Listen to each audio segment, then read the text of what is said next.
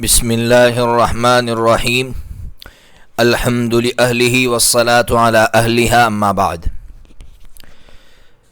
آج استخارے کے تعلق سے کچھ باتیں آپ تک پہنچانا چاہتا ہوں۔ دیکھیے، سب سے پہلے ہمیں یہ سمجھنا ہے کہ استخارہ کن کاموں میں کرنا چاہیے۔ استخارے کے لیے ایک بات یاد رکھیے کہ استخارہ ان کاموں کے لیے ہوگا جن کاموں میں اچھائی اور برائی دونوں پہلو ہوں، دونوں کا احتمال ہو۔ جیسے شادی کرنا ہے، نکاح کرنا ہے، تو نکاح کے اندر اچھائی کا پہلو بھی ہے، برائی کا پہلو بھی ہے۔ کوئی چیز خریدنی ہے یا بیچنی ہے تو اس میں اچھائی برائی دونوں کا پہلو ہے۔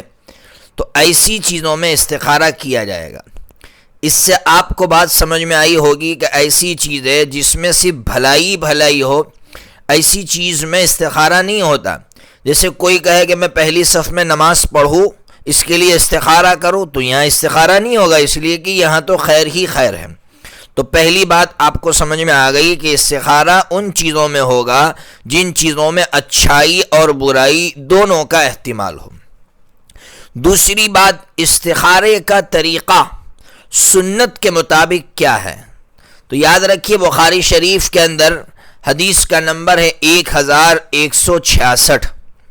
اسی طرح ترمذی شریف کے اندر بھی ہے 4800 نمبر کی حدیث، جس سے صاف معلوم ہوتا ہے کہ استخارے کا طریقہ جو حضرت نبی پاک صلی اللہ تعالیٰ علیہ وسلم نے بتلایا وہ یہ ہے کہ 2 رکعت نفل نماز پڑھی جائے، اس کے بعد استخارے کی دعا پڑھی جائے۔ دیکھیے، استخارے کی جو دعا ہے وہ یہ ہے، اللہم انی استخیرک بعلمک واستقدرک بقدرتک واسألک من فضلک العظیم فإنک تقدر ولا اقدر وتعلم ولا اعلم وانت علام الغیوب اللہم ان کنت تعلم ان هذا الامر خیر لی فی دینی ومعاشی وعاقبت امری۔ یا پھر ایک روایت میں ہے عاجل امری او وآجلہ فاقدرہ لی ویسرہ لی ثم بارک لی فیہ وان کنت تعلم ان هذا الامر شر لی فی دینی ومعاشی وعاقبت امری۔ یا پھر کہے عاجل امری وآجلہ فاصرفہ عنی واصرفنی عنہ واقدر لی الخیر حیث کان ثم ارضنی بہ۔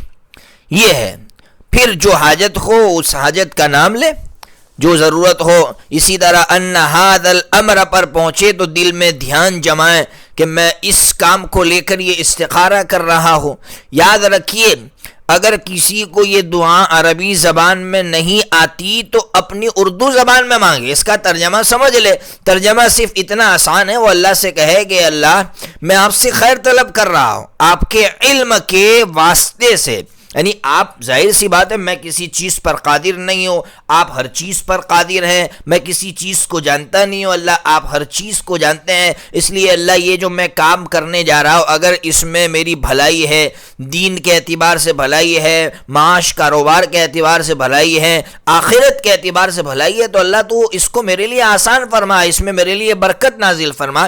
اور اگر یہ چیز میرے لیے دینی، معاشی اور آخرت کے معاملے میں بری ہے تو یہ اللہ تو اس کو مجھ سے پھیر دے اور کوئی اچھی چیز میرے لیے مقدر فرما۔ کتنی آسان بات، اور تو پھر اس سے راضی ہو جا۔ اتنی آسان دعا ہے۔ تو یہ طریقہ، یہ استخارے کا صحیح طریقہ ہے۔ اس لیے ایک بات ضرور کہوں گا کہ بہت سے لوگ یہ کہہ دیتے ہیں کہ اگر کسی کے پاس نماز پڑھنے کا موقع نہ ہو تو پھر دعا کے ذریعے بھی استخارہ ہو سکتا ہے۔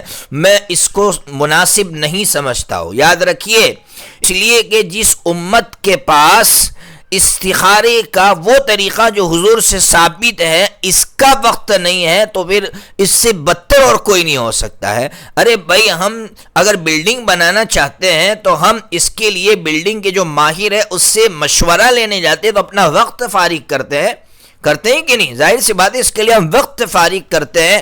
تو ہم اتنے بڑے کام کے لیے اللہ سے مشورہ طلب کر رہے ہیں، تو پھر اللہ سے مشورہ طلب کرنے کے لیے امت کے پاس اتنا بھی وقت نہیں ہے۔ اس لیے جو لوگ کہتے دعا کے ذریعے استخارہ کر لو، جو لوگ کہتے چٹھیاں ڈال دو، یہ سب نامناسب باتیں ہیں۔ حضرت نبی پاک صلی اللہ تعالی علیہ وسلم سے جو طریقہ ثابت ہے اسی میں خیر ہے ہمارے لیے۔ اس سے ہٹ کر دوسری چیزیں اگر امت کو دی جائے گی تو امت سنت سے منہ پھیر لے گی اور اس کے مجرم ہم ہوں گے۔ اس لیے دوسرا طریقہ جو سنت سے ثابت ہے وہ میں نے بتلایا۔ تیسری بات، اب استخارہ ہمیں کتنے دن تک کرنا ہے؟ یاد رکھیے، اگر پہلے ہی دن میں آپ کا دل کا رجحان کسی چیز کی طرف ہو جاتا ہے تو مسئلہ ہی ختم، اور اگر ایک دن میں نہیں ہوتا ہے تو 7 دن تک کریے، 7 دن میں نہیں ہوتا ہے تو مسلسل استخارہ کرتے ہی رہیے۔ اس لیے آپ کو چوتھے نمبر پر بتاتا ہوں کہ آپ کو کیسے پتا چلے گا کہ میں کون سا کام کروں، کون سا کام میرے لیے بہتر ہے۔ سب سے بہترین بات یہ ہے کہ استخارہ کرنے کے بعد آپ کے دل کا میلان، رجحان جس چیز کی طرف ہو اس چیز میں خیر ہوگی۔ اسی لیے ابن سنی نے، علامہ شامی رحمۃ اللہ علیہ نے ابن سنی کے حوالے سے روایت نقل کی ہے کہ حضرت نبی پاک صلی اللہ تعالی علیہ وسلم نے حضرت انس بن مالک رضی اللہ عنہ سے فرمایا تھا، جب تم کسی کام کا ارادہ کرو تو اپنے پروردگار سے 7 مرتبہ استخارہ کرو، پھر اس رجحان کو دیکھو جو تمہارے دل میں ہے، کیونکہ اسی میں خیر ہے۔ یعنی دل جس چیز کی طرف مائل ہو جائے سمجھ جانے گا کہ اسی میں خیر ہے۔ بہت سے لوگ یہ سمجھتے ہیں کہ سونے کے بعد خواب میں کچھ چیزیں دکھائی جائے کہ دیکھیے یہ سب چیزیں معاون ہیں، اصل نہیں ہے، اصل ہے دل کا رجحان۔ دل کا رجحان جس چیز کی طرف ہو جائے، اللہ تبارک و تعالی بہت سی مرتبہ استخارہ کرنے کے بعد وہ چیز آسان کر دیتے، اسباب پیدا کر دیتے، تو سمجھ جانے کا کہ اسی میں خیر ہے۔ ایک آخری بات، 5ویں بات سمجھا دو۔ بہت سے لوگ کیا کرتے ہیں، استخارہ کرتے ہیں، دل کا رجحان ایک چیز کی طرف ہوا لیکن اس کے باوجود وہ عمل نہیں کر سکا، اس پر کسی دوسری چیز پر عمل کرتا ہے، تو کیا گنہگار ہوگا؟ یاد رکھیے گنہگار نہیں ہوگا۔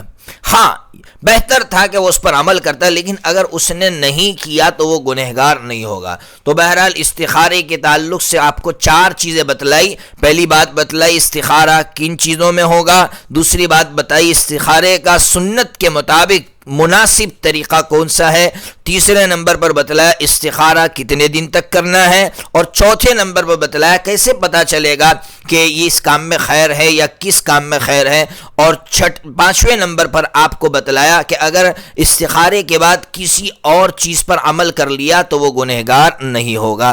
اللہ تبارک و تعالی ہمیں حدیث کے مطابق، سنت کے مطابق عمل کرنے کی توفیق عطا فرمائے۔